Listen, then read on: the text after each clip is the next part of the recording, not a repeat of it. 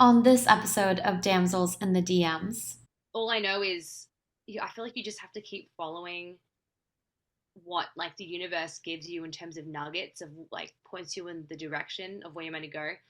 And I'm a big believer that like if something makes you feel good or like makes you feel excited or you just if you get excited, you feel love toward that thing, then that's like a sign from the universe that you're meant to do that thing. This message is intended as a reminder that we are not licensed professionals, not psychiatrists or psychologists. If you have a serious problem, please seek professional help. The National Suicide Hotline is 1-800-273-8255. That's 1-800-273-8255. There's some damsels in the DM. Yes, queen.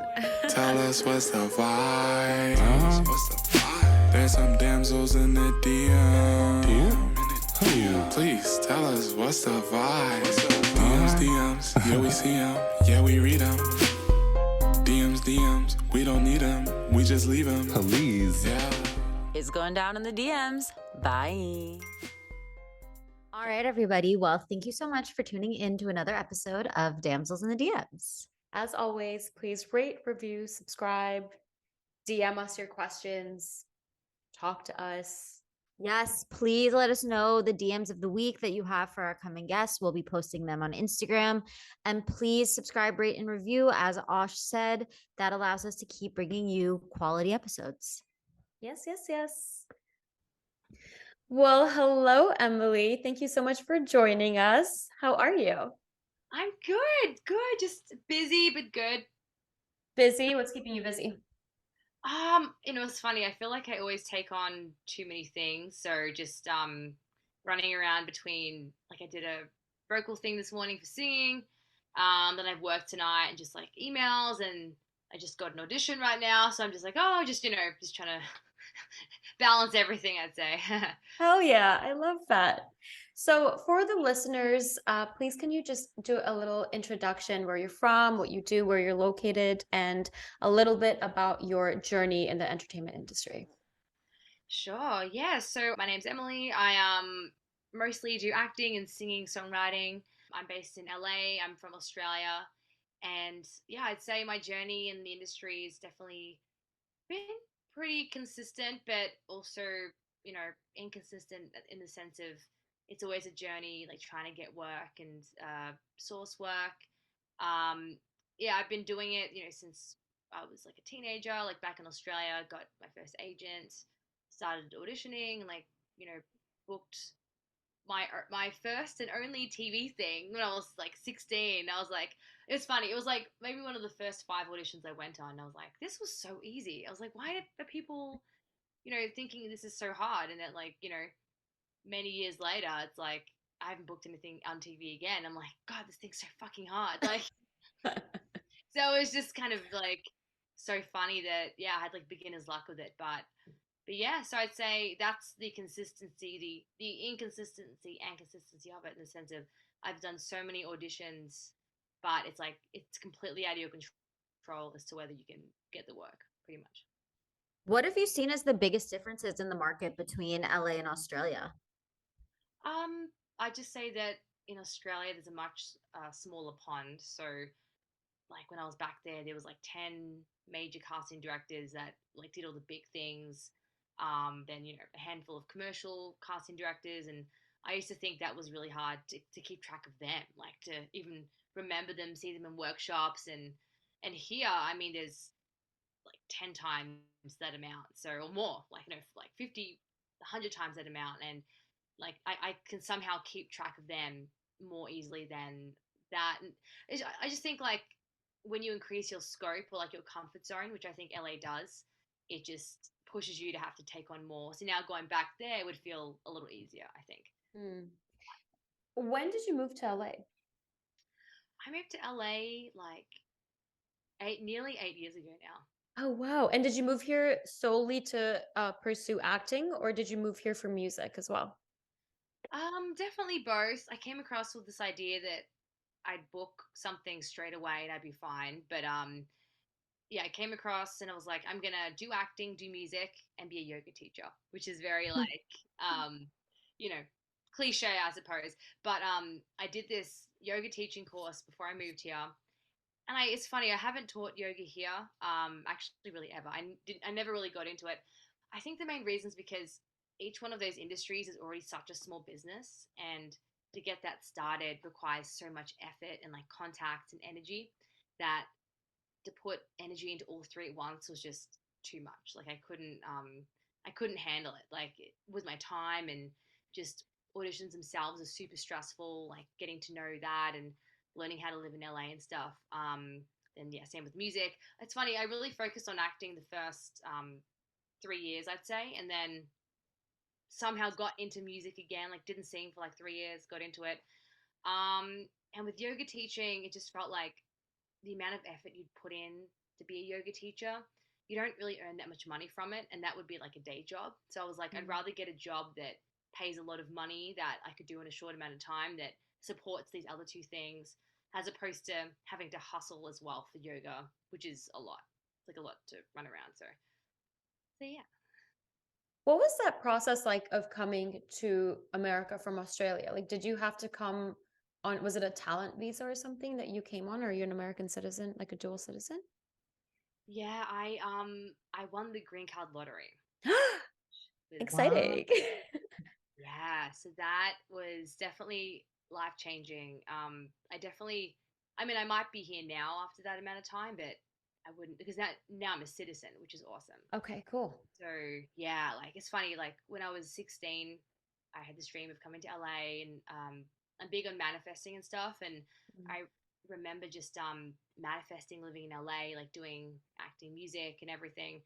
And then yeah, like won the lottery the first year I entered it, which was pretty cool. So it just shows you like the power of manifesting and like visualizing as well, like how that happened. Because I've got friends who have entered like many times and haven't won yet. So yeah, super lucky. Okay, talk to us about manifesting, because I think I'm doing something wrong, because it doesn't work out for me. So let me know, like, how do you manifest properly? What's your process?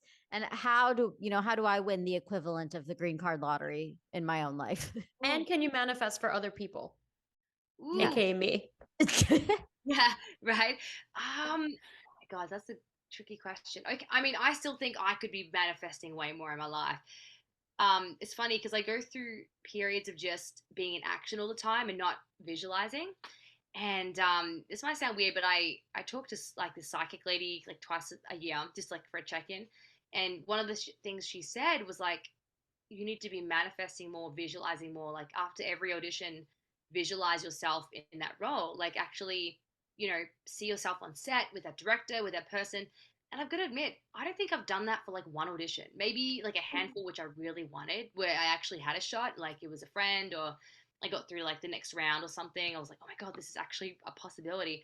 But I haven't done that for these other auditions. And I was like, I feel like I'd be so much further ahead if I'd actually manifested these roles.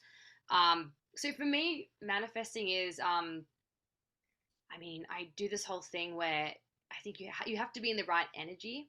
So I like to, first of all, like say things I'm grateful for, because I've heard like being in gratitude is like the highest energy you can have, just frequency or whatever.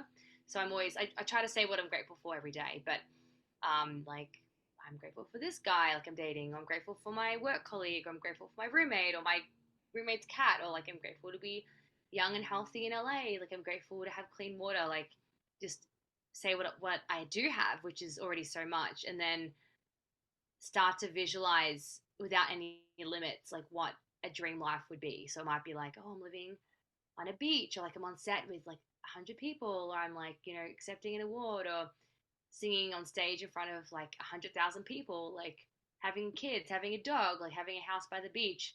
So like that's kind of what I visualize when I do it. And you have to like see yourself and feel it like it's real. And I realized whenever I do take the time to do that, like I get one step closer to that reality. Like something happens, like I meet someone, or like I get offered these gigs, or it's just weird how it all works. So I think it's just being like crazy in your mind and like visualizing and yeah, just being in the energy, but then also then taking the action too, because you can't just be like, oh, now I'm gonna get all these things. Like you have to do like contact the booking agents or do the work. Like I've been doing 3 to 4 music gigs a week, or like saying yes to every audition and all that stuff. So You're putting yourself in positions to manifest properly. yeah, definitely. Yeah, just doing the work, but then also doing the not work, which is just in your head, which I think is equally as important, which we forget. I forget to do that. So when you were moving to the US, were you manifesting yourself here pursuing a career in entertainment? That's a good question. Let me think. I mean, okay. So I used to not believe myself a lot when I was a kid. I mean, I used to like be very self-sabotagey. Like I do, 3 steps forward, well, actually 2 steps forward, 1 step back all the time. Didn't believe myself. There's this one actress I follow called Teresa Palmer. I don't know if you guys know of her. She's pretty successful. She was in so many movies. I can't like Point Break. She was in I don't know, like so many. I just can't think right now. Warm Bodies with Nick Holt. Like she's like A-list level. Yeah, but I love her more because she did these things called TED Talks talking about manifesting. She did like a vision board and stuff.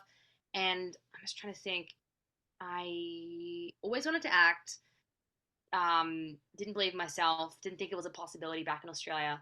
But then ended up doing like winning this through trying to do modeling. Did this course where I did a monologue for this course called the Hollywood immersive course. Well, came to LA at 16 for like 2 weeks, stayed in this mansion. And I was like, oh my God, this is amazing. So came home and then actually believed it was a possibility. And I think that's when I manifested actually living in LA, because to be in Australia, like from a small town in Melbourne, is like almost impossible to imagine it could be a possibility, because it is really hard to get a visa.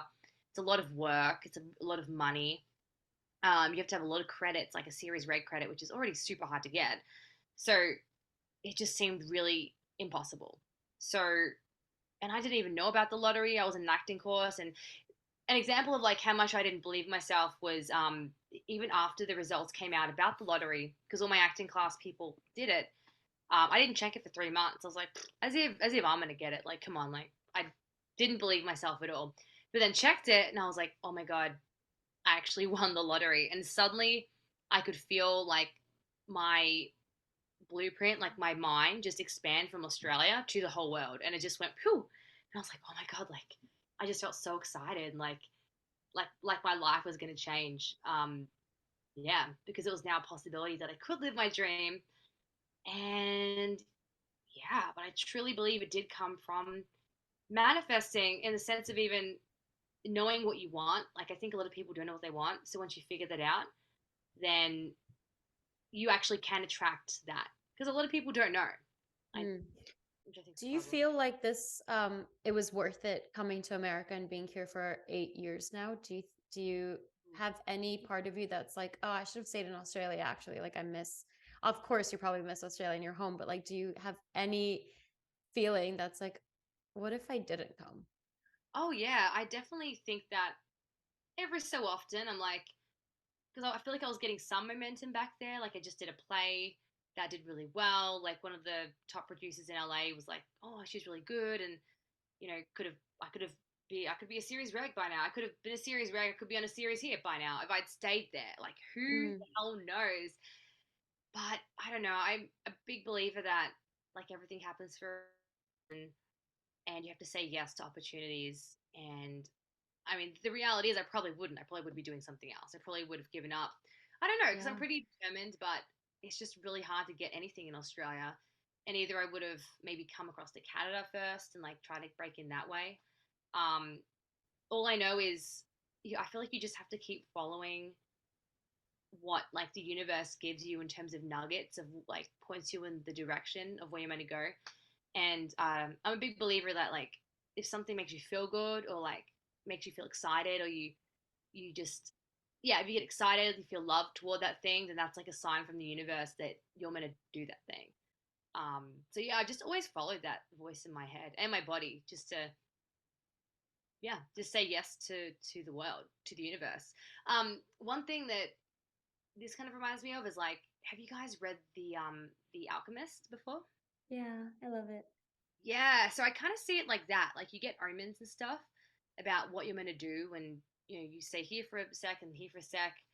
And I see like this creative life is like the alchemist journey of you have this treasure, and sure, the treasure could be a series reg roll, but then you get that, and I'm like, what's next? I don't think that's the end game, but I don't know. On a more deeper level, I feel like life's all about like spiritual growth and stuff, and so I think that's the end game. But then pursuing this life, this path is like a way to get there.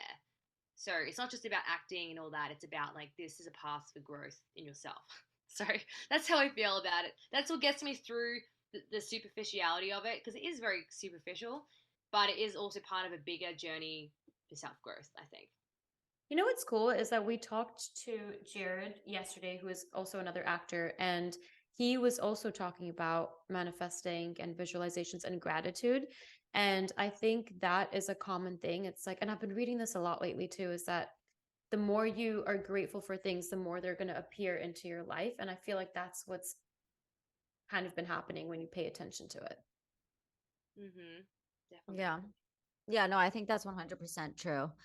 For you now, because you've put so much focus on the energy and the universe, do you feel like you're drawn more towards acting or towards music, or do you feel like you are sort of equally split between all of your various career paths? I definitely try to see them both equally, but I would say there are moments when one is more busy than the other. Like right now, it's heavily busy on music, I'd say, just because I've got so many gigs coming up and a lot of singles coming out. Um, Although, like, even last month I had 20 auditions, so I don't know, like, but I'm still SAG eligible, so I'm going out for a lot of non-union stuff too, and I'm just like, sure. Um, so there's that, because if I was SAG, I'd probably have like zero auditions just because of what's going on with the strike right now. But I think I just kind of say yes to what comes, because start of the year I did a play that was really focused on acting, and then had a lot of acting stuff, had like chemistry for some film, and got through to this third callback thing for like this Waterworld, the Waterworld show at Universal Studios, which was super cool. I was like, oh my god, super close. And then that didn't happen. None of it happened, and then music took over a little bit. So I'd say it's equal, but I think there's more with music to show because it is your own business. And with acting, you really only show when you book a role, which is 5 times a year. Whereas I have like 5 gigs a week, so there's so much more to show with music. So yeah, I'd say both still. And when did music actually start? Because I know you said acting at 16, you came to LA for this Hollywood immersion course, but when did music start for you professionally? Professionally, I guess that means when I made money, right? Or I guess maybe not professionally, because I'm an actor and I'm not making money on acting. So Right, right. It's in. I was just talking to my tax person how about like he's a professional actor. He's with my manager, but he's like he didn't book anything last year, but he booked a bunch of TV stuff last year, and he's like or the year before, and he's like the tax want to see you not declare a loss, but as an actor, sometimes you don't work that year, so you declare a loss in your business, and it looks bad to the IRS. And then if you declare a loss too many years, they then count it as a hobby.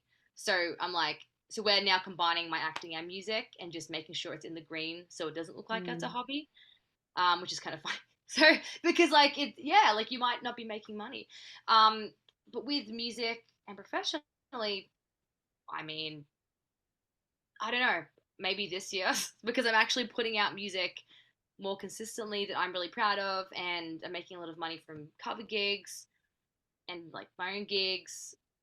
So I'd say professionally this year, honestly. Like Okay. And actually then for last year. unprofessionally, when did it start? I mean, it's still professional even if you're not making money, right? Right. I mean, I did a bit back in Australia, then I stopped when I moved here for 3 years. So I guess 5 years ago was when I got back into Okay. it again. Yeah. Awesome. Also, the most LA thing I've ever heard in this week, I guess, because I hear a lot of LA things, is that Yes. your tax guy is an actor. Yeah. I It's so funny. love Yeah, we that. have many side hustles. I guess that's one of his. It's kind of funny. Yeah. That's so awesome. He's super cool though, but yeah, I mean, it's a lot. But I'm always looking like, what's the next thing? I mean, I'd love to try and buy an apartment, but that's really hard with declaring tax with our situation of having many jobs as well. I'm like, I'd have to declare like $75,000, which means I'd have to pay like 20,000 in taxes to show I make enough to actually buy an apartment. So I'm like, oh my god, like that's so much money. So it makes it harder for us creatives to show the money people that we are stable. But Yeah. overall, I'm stable with like my many jobs, but on paper it doesn't look stable. So that's tricky. How did you start to develop your musical style? Um, I'd say like when I was a kid with my parents, my dad especially, like he would show me a lot of music, like John Denver, the Eagles, the Beatles, I guess. Um, and then yeah, I think that's where the folk stuff stemmed from. And then I mean Taylor Swift, I love her. And then more recently, like I really am drawn to pop stuff. I guess in LA, pop's super busy, but um, yeah, I mean I love The Weeknd, like Dua Lipa, Taylor Swift's new stuff. Yeah, I listen to so many things. Even Maren Morris, I love her folk stuff as well. So Mm. I'd say like it branches between that and more acoustically. When I perform, it's more, I guess, acoustic because you have to do acoustic. But I've gigged this Friday at the Mint, and a lot of that's going to be tracks, which is cool. So yeah, for the first time, like have a full pop like synth background performing some guitar, but like full on tracks and stuff. So yeah, it's just really developed over the years. Plus, who I've written with, like depending on their influence, or the producer has a big influence. Like they might take the same song super pop, or like keep it really folk. So Mm. yeah, I think it's just been saying yes to what they're doing with it. And do you have a manager for both acting and music, or is it just like, is it one person who kind of helps you with the whole career? I have an acting manager just for acting. Then I have like theatrical agent, commercial agent. I have a print agent. Then I have an Australian agent. This is all for acting.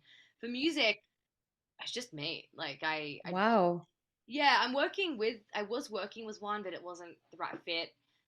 And I think at this level, like I'd rather have creative control of everything I'm doing, and I can handle all the workflow myself. And I think I'd rather be in control doing it all more than giving it to somebody else and having to follow up at this level when it's not that important.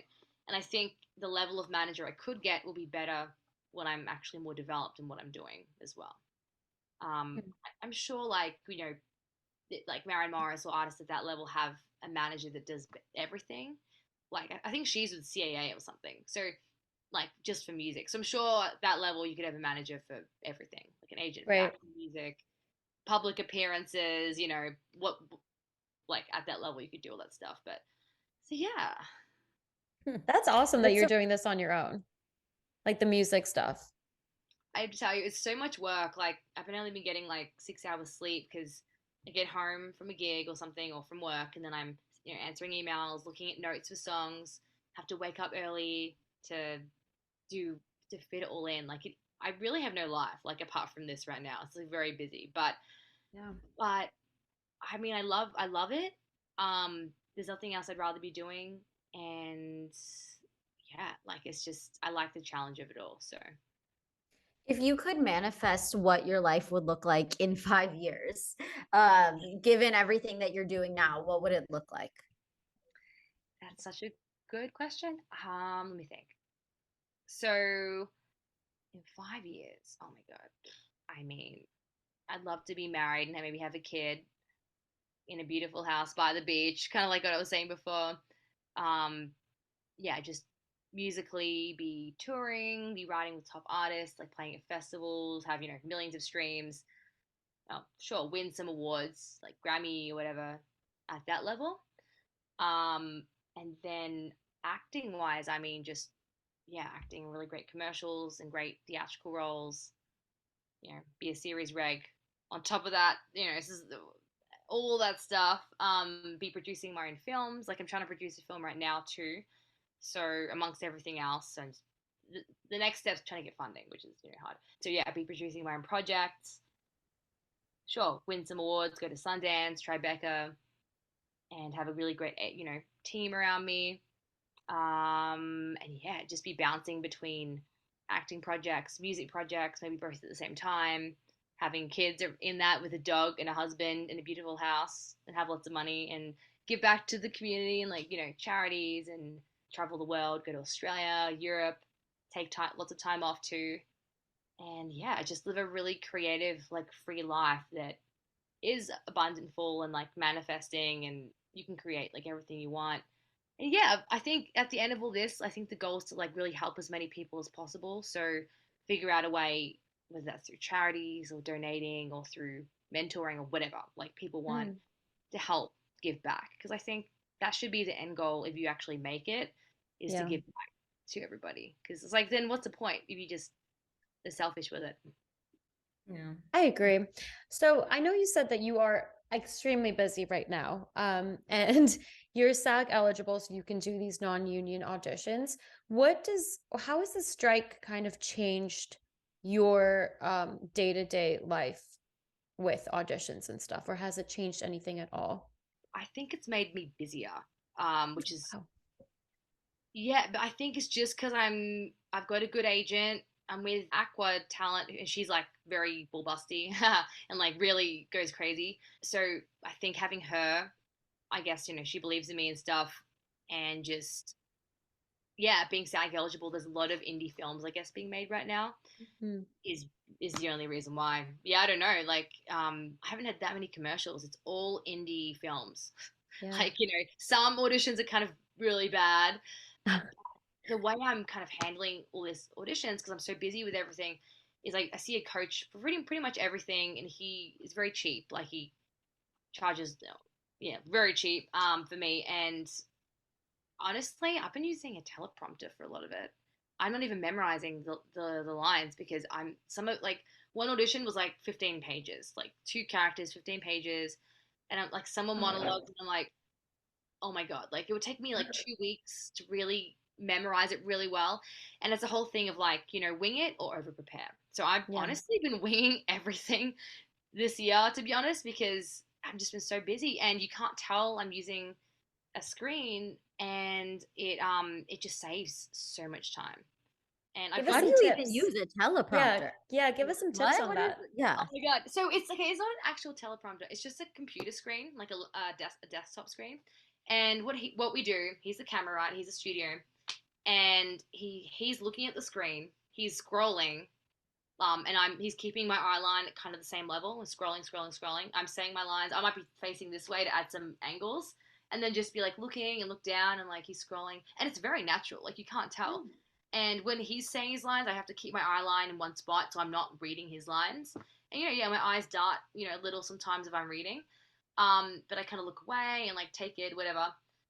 And yeah, you just find a way to make it seem really natural, and it honestly works. Like I think it can make you a little lazy in the sense of when you do have to memorize stuff. I kind of am a little nervous because I'm out of practice, but that's the only way I've been able to keep up with all these auditions. It's just, But I think that's really cool because you get to focus on the character and do the character prep and then not focus on memorizing these lines. Because it's yeah, not about memorization, it's about your character work. exactly. Yeah, I'm doing all that prior emotional work, character work. Although sometimes lately, because sometimes on the day, I'm like, I just show up and I'm like, I look at what I have to wear and I get there and I'm like, let's just do it together and figure it out. And even with my gigs, I use an iPad for like cover gigs. It's funny, I mean, I try not to, but I do for like half the songs I'm not memorized. And it's funny, I just booked a gig today, and it's a 5-hour gig, and I'm like, oh my god, that's so intense.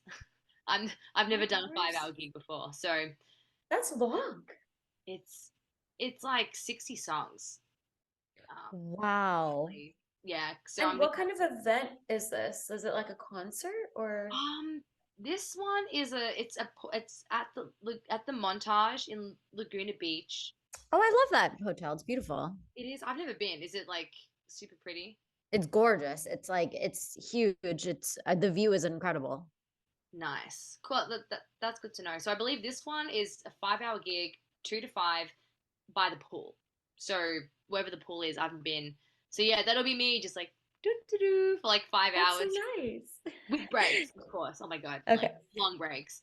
But yeah, like 5 hours. intense. Wow, that's crazy. So, because you're doing all of this, and it sounds like you kind of oscillate between being busier with music or acting, how do you stay warm for both? Because, like, I know you said that you're using the teleprompter, but how do you like walk back into an audition after you've been focusing on music and not feel like, oh my God, how do I act? Like, I was traveling for 3 weeks and I just had an audition yesterday and I was doing it with my coach and she was like, that was great. And I was like, really? Because I don't think I remember how to do this. So with you, like, I'm just so in awe. Like, you're doing these two major careers. Like, how do you not get cold doing either of them? It's funny because I didn't audition for like a month, a couple months ago because it was, I don't know, I did have a really quiet month. So I came back in after that and I was like, I'm so sorry. I feel super like, what's the word? Yeah, cold right now. Like my accent feels off. Like I'm saying everything wrong. And I just made a pact like with acting, I try to see him once a week, even if I don't have an audition. Like I go and I do a mock audition, or I'm, doing a monologue or something. Just so he's almost my class, so I can go in and see him. So there's that. That's like how I'm overcoming that. And then with the music, I have gigs every week, so I like it that way because I start to forget the songs after a couple of weeks. I've noticed if there's like 3 weeks off, I'm like hoping I'm flubbing lyrics all the time. Like yeah, like I'm definitely forgetting things. But no one knows if I'm mixing lyrics around. Like people, if I know the song super well and I don't even realize, they for sure don't realize. Um, so yeah, I think just constantly going stops you from getting cold, I'd say, and finding Yeah, I ways didn't to even do that. think about that. You have to know 60 songs that you're That's a singing lot. without looking at anything. Yeah, well, I mean, like I definitely use this iPad. Like I'll show you. My best friend. I'm always paranoid I'm gonna leave it behind because if I leave it behind, like I'm screwed. Like, so I'm always like triple checking I have that before I leave for the gig because I'm like, oh my god, that would be pretty bad if I forgot my iPad. So yeah, I'd say just always doing it, just constantly. If I don't have an audition, just working on something or saying yes to everything, just so I'm keeping fit in it because it is a muscle for sure. I want to go back to what you said about your accent. Are you using like a dialect coach? And how is it really hard to switch to an American accent when you are auditioning? I was seeing a coach for a long time. Her name is Claire Korf, and she's amazing. The American. I have good and bad days with it. I think I could be practicing more. Like I should be talking in it like all the time, or like practice at home, or like do a scene or whatever. But yeah, I just find that it's good enough, and I've done so many lessons that I know what to do. I just have to practice it more because I kind of get Mm, lazy with it. But I definitely have seen a coach for a long time for sure. yeah. Yeah. I used to practice. I'm from England. I grew up in England and Botswana, so I didn't have an American accent, but I would practice in the shower. I came here for university 12 years ago. And so I would practice in the shower every day before I left from England to come here. And then I think it was like within the second or third week, I was like, hey guys, how are you? And now it's stuck. Wow, so you actually naturally have a UK accent? Yeah, it was first South African, then it changed to British because the same thing happened when I went to England. My South African became British. And then when I came here, it became American. It's still, if I'm drunk or if I go back home, it'll come back. But God. while I'm in America We have talking to someone who's Americans, British on the podcast, then it starts to come out as well. oh yeah. But even with Australians, I noticed myself like going back to like a more neutral accent away from the American accent. Because I have a bunch of Australian friends here actually in LA. So whenever I hang out with them, I feel like even sometimes my accent starts getting Australian because it's like the Oh my South Africans trying to come out. That's cool. It's almost like your accent assimilates to who you're with. Yeah, it 1,000% does. But if there is an American person, my accent's not going to budge. It's going to become an American accent. That's like the alpha that's happening right now. So weird. It's so funny. weird. I hate it. It's funny you say that because I was like, your accent sounds a little like it sounds American, but it also doesn't. A little. Yeah. I was like, oh, but you still sound American, just like a slight difference. But now, Music to her ears. So, thank God. Well, I'm moving to Paris in 2 weeks, so I'm gonna be going back home a lot in England. So I know that. Paris? Yeah. Why? Not to make this podcast about me, No, I since wanna- you are our guest. No, I'm curious. Well, I got accepted to this theater program in Paris, and I've never done theater before, so I'm very excited. It's something new for me. I also wanted to change. Paris has been something that I've been manifesting actually for 3 years. And this year it was the year and it happened and it's happening so quickly. But yeah, and then I'm excited to be closer to family because I've been away for 12 years. So I think it's time to get back to like being surrounded by family because I really need that right now. I'm very excited. I am going to miss LA a lot though, but I'm basically going to be there until I book something or until I have to come back. So basically until further notice. Right. Because I mean, everything is self tapes these days. Exactly. So yeah, have you booked something? Would you just drop the school and come back pretty much? Yeah. Yeah, because acting like booking is a big priority for me. That's my number one thing. So if I'm going to have to leave school, I'll leave school and then figure it out after. Yeah. Fair enough. I mean, it's curious to see how long you guys think self tapes will be the first thing. Because I mean, COVID and the writer strike, like, do you think it will go back to what it was? No, I don't think so. I don't think it's ever going to go back. We've had a few casting directors come on and talk about it. And I think, and I also just hired a casting director for a project that I'm producing that Osh is actually acting in. And even when I was talking with her, it just seems like it's so convenient for them and for us.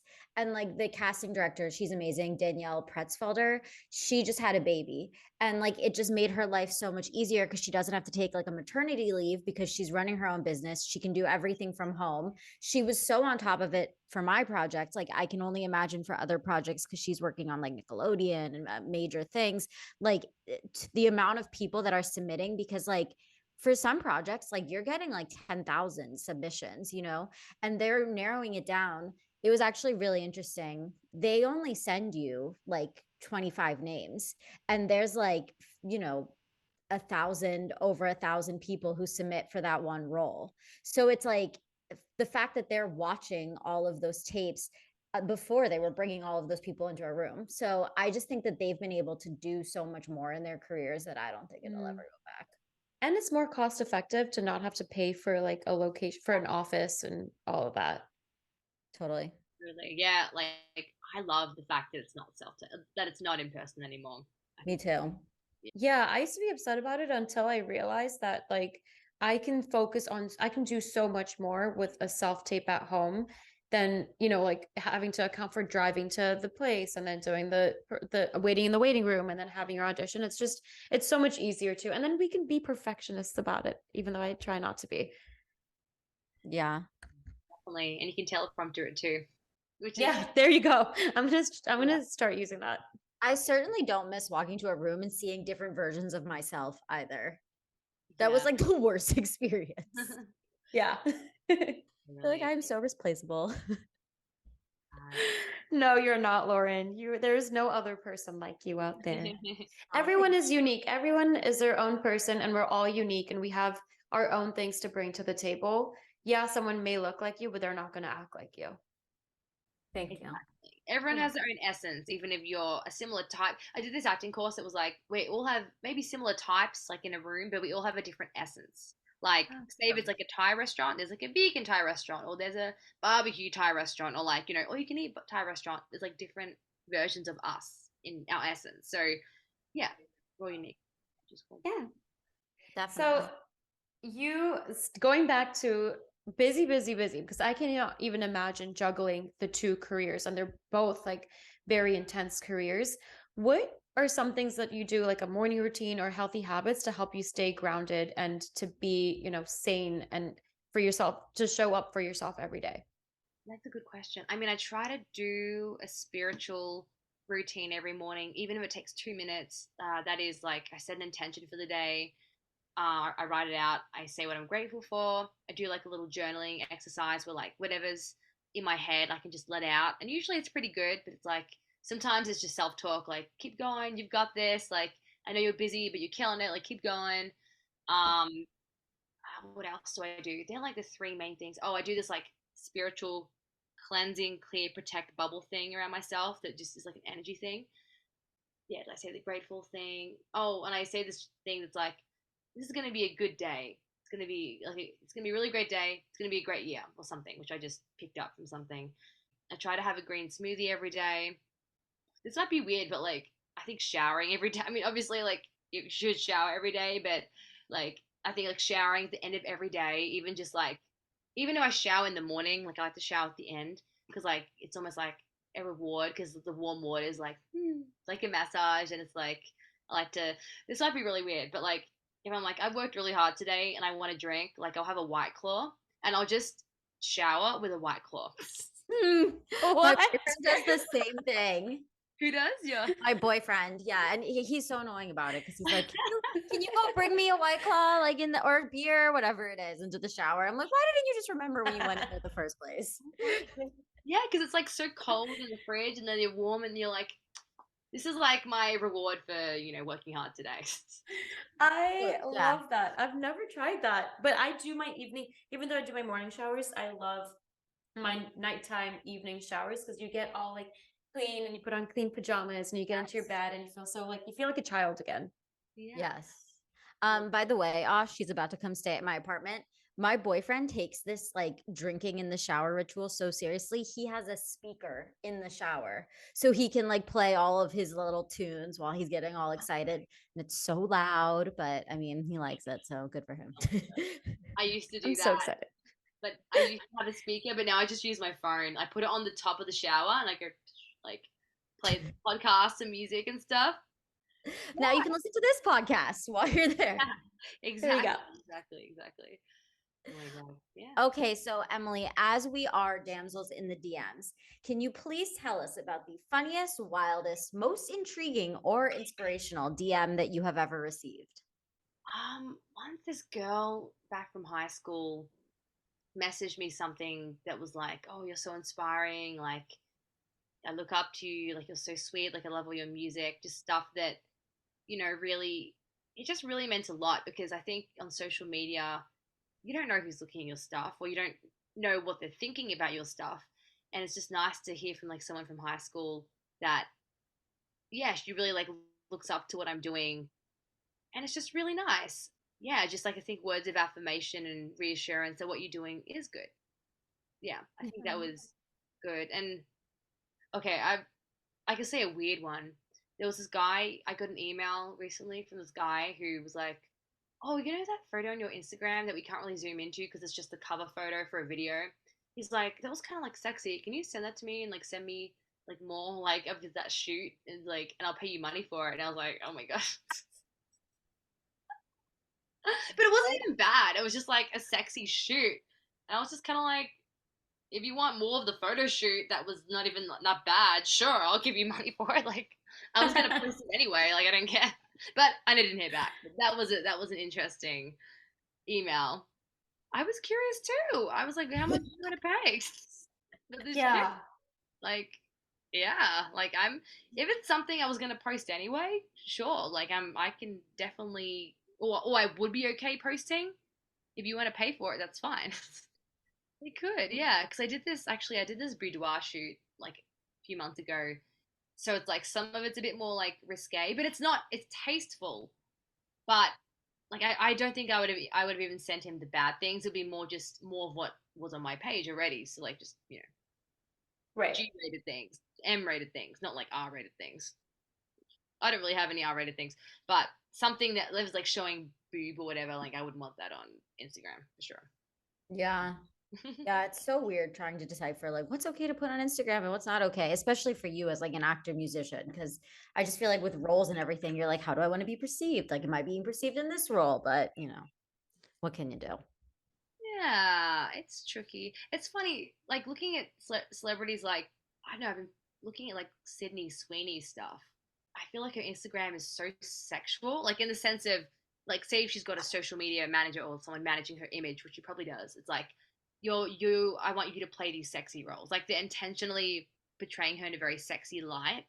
But it's interesting because she could be more girl next door, but that's like the image she's doing. So maybe for the roles she wants to get, like I'm like a sex bomb, right? Like that's kind of her branding. So it's interesting with that. That's what she's going for. But then other people are more just like I'm like tomboy or like Yeah. they have like a social media advisor probably helping with that. I don't know. With me, I I'm don't very curious.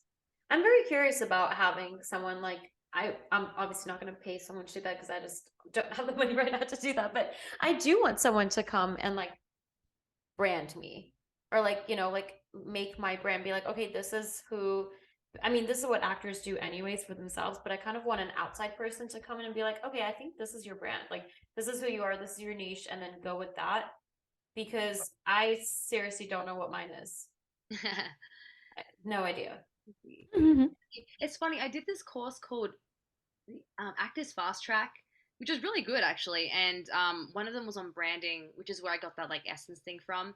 But they make you come up with like a tagline for yourself, and I think mine is like, "I'm the warm, vulnerable guy's girl that makes you feel like warm and comfortable, like putting on your favorite pair of jeans or something." Like you come up with this tagline that sums up you, and you have like, you know, this range which you kind of play between, and then focus on that with your branding.